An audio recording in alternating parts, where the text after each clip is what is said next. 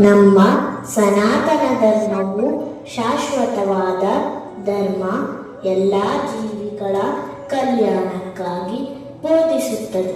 ಇದರ ಕೇಂದ್ರ ಬಿಂದು ದೈವ, ಧರ್ಮ, ಕರ್ಮ ಮತ್ತು ಮೋಕ್ಷ.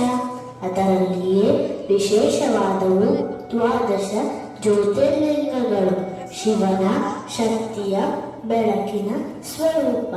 ಅವು ಸೋಮನಾಥ, ಮಲ್ಲಿಕಾರ್ಜುನ, ಮಹಾಕಾಳೇಶ್ವರ, ಓಂಕಾರೇಶ್ವರ, ಕೇದಾರನಾಥ, ಭೀಮಶಂಕರ, ಕಾಶಿ ವಿಶ್ವನಾಥ, ತ್ರಯಂಬಕೇಶ್ವರ, ವೈದ್ಯನಾಥ, ನಾಗೇಶ್ವರ, ರಾಮೇಶ್ವರ ಮತ್ತು ಗ್ರೀಷ್ಮೇಶ್ವರ.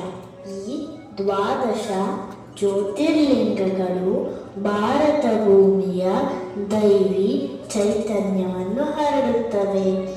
ಅದನ್ನು ಧ್ಯಾನಿಸುವುದರಿಂದ ಭಕ್ತಿ, ಶಾಂತಿ ಮತ್ತು ಮೋಕ್ಷ ದೊರೆಯುತ್ತದೆ. ಭಕ್ತಾದಿಗಳೇ, ಇದೊಂದು ಸುದೈವ ಭಾರತವನ್ನು ಸುತ್ತುವ ಪರಿಯಲ್ಲಿ ನಿಮ್ಮ ರಾಣೆಬೆನ್ನೂರಿನಲ್ಲಿ ದರ್ಶನ ದೊರೆತಿದೆ.